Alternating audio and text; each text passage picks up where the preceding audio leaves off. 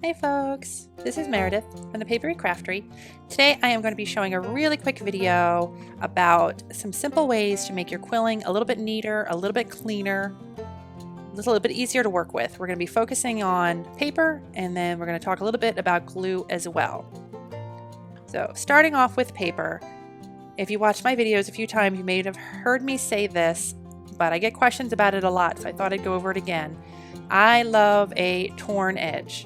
Meaning whatever strip you're using, tear off the edge, specifically the edges you're going to be gluing to itself or to other paper or however you're planning on using it. Torn edges do two things. For one, they make it easier and faster for your glue to adhere the paper. Meaning when you tear paper, it's a little hard for me to show it in a video because it's like microscopic. When you tear paper, there's little fibers that stick up off the edge of that torn paper. And what those little fibers do is they really grab that glue.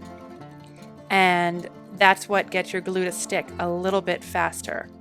Another reason I like to do a torn edge is because I feel that it makes the end that you glue just blend in a lot more to whatever you're gluing it to. So for instance, this coil here that I just glued this torn edge down that I just made.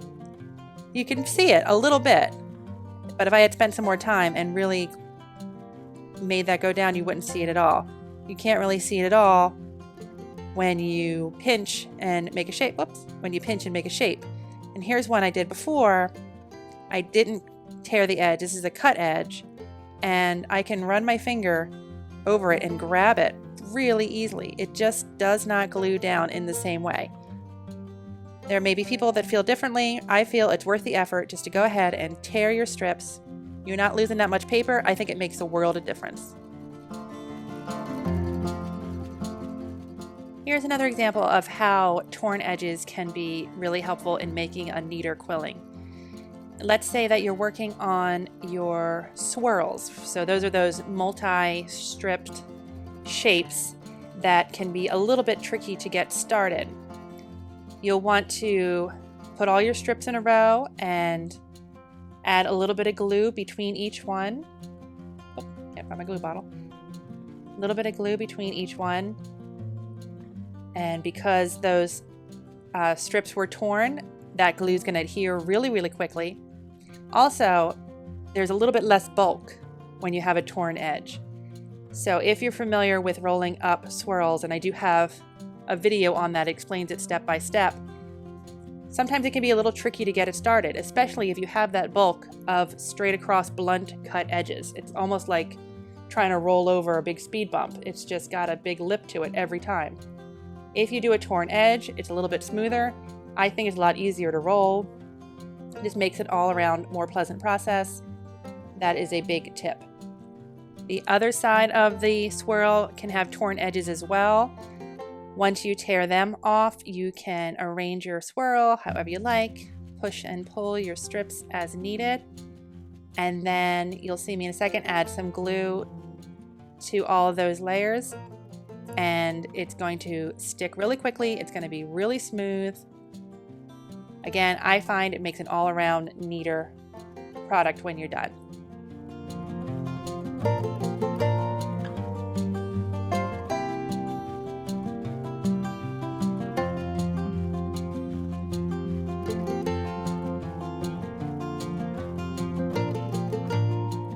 And just like that, this swirl already is glued completely.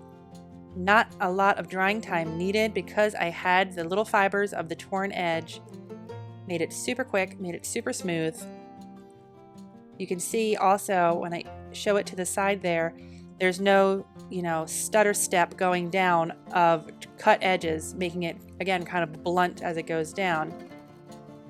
On this one, it's the red and then it stops, and then the orange and it stops, and the one with the torn edges, it's very smooth. Every color just flows into each other. Again, all around a neater product.